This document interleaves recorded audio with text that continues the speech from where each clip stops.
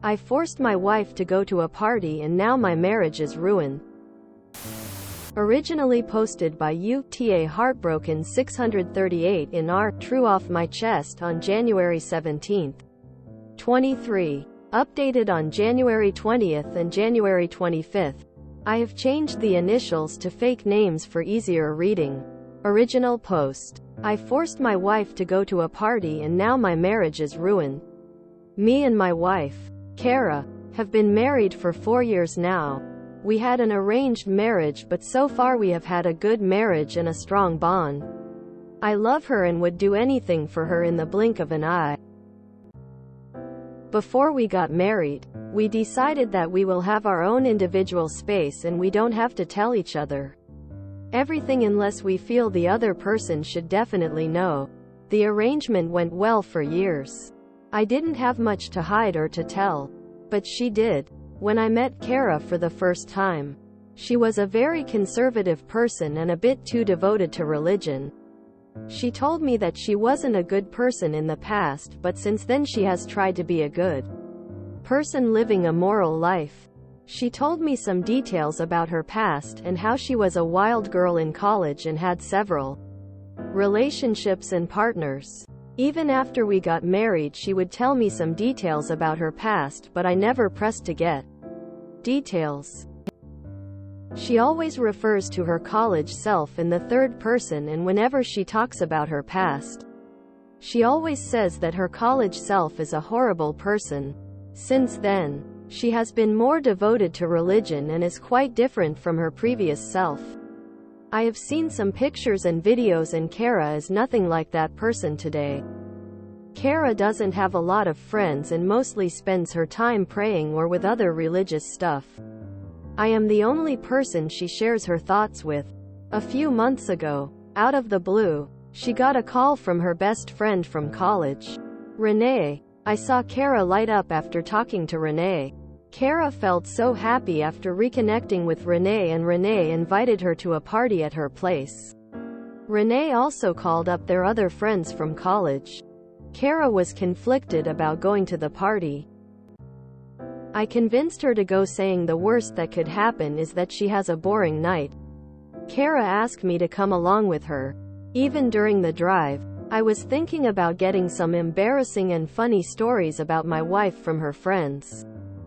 When we reached Renee's place, I realized why Kara was conflicted. Kara was dressed very conservatively. Light makeup and very little jewelry. Her friends from college were the exact opposite. They were dressed like tweens going out to party all night. The night started normally about the girls sharing funny tales, but the stories quickly became raunchy and then horrifying. I found out Kara and Renee were the leaders of a group of mean girls. They slept around, abused alcohol and drugs, and on occasions ruined people's lives. Kara stepped away to go to the bathroom when the group turned to me and told me stories about my wife. Renee talked about Kara sleeping with most of the professors at their college, which I did know about, but wasn't aware the number was that high.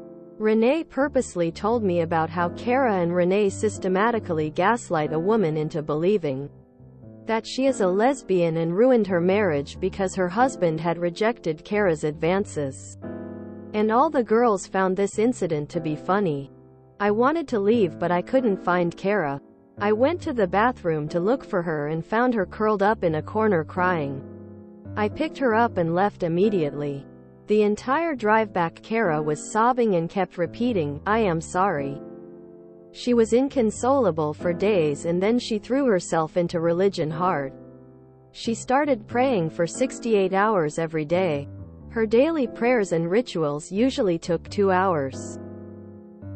I thought that giving her space would help her heal and she would talk to me whenever she is ready. We haven't talked much since then. She still cuddles up in bed but doesn't say anything. Last week she told me that she has decided to be celibate for the rest of her life to repent for her former sins. She asked for my support and apologized for springing it on me. She has told me to leave her if I can't live a celibate life with her. I have tried talking to her about trying therapy, but she is adamant on her plan. I ruined my near-perfect life by forcing her to go to that party. Update. Last night when we got into bed, I told her, "I love you and I will wait for you to be ready for me." At the time, I wasn't even sure what I meant. I just had to talk to her. Her eyes swelled up with tears. I can tell she wanted to wail and scream but was holding back. She grabbed me and didn't want to let go. She whispered, "I love you." We held each other for the rest of the night. In the morning, I asked if she would just talk to a therapist. I assured her I would try to support her decisions. Either way, she agreed and kissed me. We hadn't kissed in almost 2 months. I thought my wife was back. But a few minutes later she texted me from the kitchen, "My celibacy doesn't have to mean yours. You are free to leave me. If you want to stay, I will not interfere with your physical needs." It killed me reading the text. We haven't said a word to each other since then. Second update. Kara started therapy thanks to the efforts of some members of her religious group. She will need a lot of time and I don't know if I will ever get my wife back. Everyone keeps telling me that she will get better soon, but I am not sure if she would still be my wife when she does. Even if she does come back. I have heard things about her past that make it very hard for us to just continue our relationship.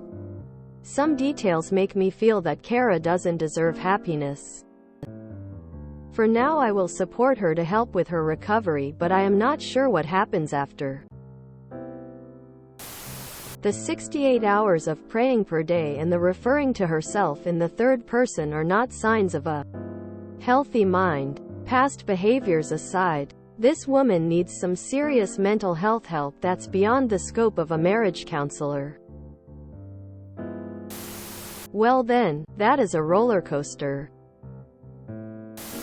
I am so curious about what extra details made him go from, "Let's work on this," to, "Maybe she doesn't deserve happiness." I mean, gaslighting someone into doubting their sexual orientation as revenge for that person's husband having integrity and turning down your attempt to have an affair is really messed up. Maybe it's the specific details about that? So these friends of hers were trying to break up their marriage, right? That's not just me? It turned out the worst thing that could happen wasn't a boring night, after all. Well, if he doesn't think she deserves happiness, it's probably best that they do end the marriage. These people are all his wife and she's clearly really struggling. I feel like this is just the tip of the iceberg of Kara unpacking whatever her damage is and figuring out who she actually is. And I truly hope she is able to. Man, the way this started, I was thinking, poor repressed girl, found God, and suddenly thought beer and sex were evil, but wow, nope. She straight up was a horrible person. It's okay for Op to not want to be married to someone with a terrible past. Whether they have changed or not. It's an unfortunate burden to bear. But there is a reason why people continually state actions have consequences. It obviously blindsided Op when therapy started to just how bad she was.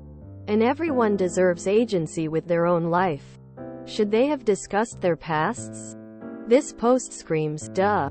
And I agree. If you think you are allowed to hide your past from someone who've legally bound yourself to, you can't be upset when they find out and have an acute emotional response. Everyone has a past, and if yours will be dredged up in any way, it's key to let everyone in that would be affected by it. But hey, that's just the proper response to do if you actually care about someone. I don't understand why Kara's fix to address all her past transgressions is to abstain from a loving relationship and seclude herself in prayer. If she truly wants to right the wrongs she has perpetuated, she would be better off doing things to actively make the world a better place, not retreat from it. Her seclusion, martyrdom complex makes me think her behavior has very little to do with correcting for her past and more to do with seeing self-harm as all she deserves. I'm glad she's already willing to do religious counseling, but she needs a major perspective readjustment if she is going to make it, let alone be in a relationship. Sounds like Kara has been seriously mentally unwell her entire life, and just pulled a 180 with regard to how she expresses her illness. Up to the husband if he's comfortable staying with her, but I hope she gets intensive therapy to deal with whatever's been plaguing her all this time. Extreme scrupulosity is going to completely annihilate her. If there are good, trustworthy facilities around, she might want to think about inpatient treatment. It seems that she is replacing her prior vices, addictions with religious fundamentalism. That is probably only gonna get worse. My ex-wife went the uber-religious route after her dad died. Wait, what happened between update 1 and 2? That was one rapid change of mind. That said, I am all for redemption. Unless we talk about rape, saw and alike. But it feels like her hiding behind her religion isn't it. I have questions. How was this marriage arranged? How long ago was college? He doesn't seem to be religious? Why won't she initiate the divorce and guarantee herself that celibacy? He went from, "we can fix this," to, "IDK man. Think we may split," pretty fast. Why? Has anyone points out to her she's trying to make herself into a victim on the backs of everyone she's hurt? Both versions of his wife sound insufferable and terrible in their own way. I'm pretty sure Kara and Renee were involved in someone's unaliving themselves. I'm almost certain, if this story is true, that there is some sexual assault that Oop doesn't know about. Genuine question. Can you gaslight someone into believing they're gay when they're not? Maybe because I'm, hopefully, not a bad person, but I can't think of how you would go about doing that.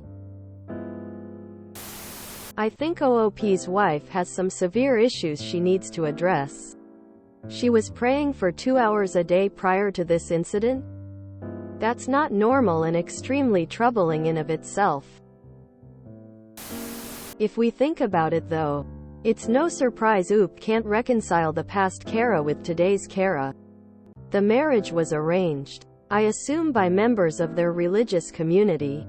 My partner regularly tells me he loves who I was yesterday, who I am today, and who I will be tomorrow.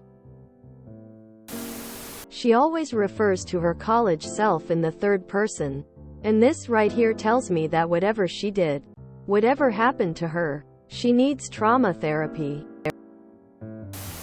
If you enjoyed this video, please check out our playlists full of similar content. Epic Ericast is like doom scrolling for your ears. Please like, share, and subscribe.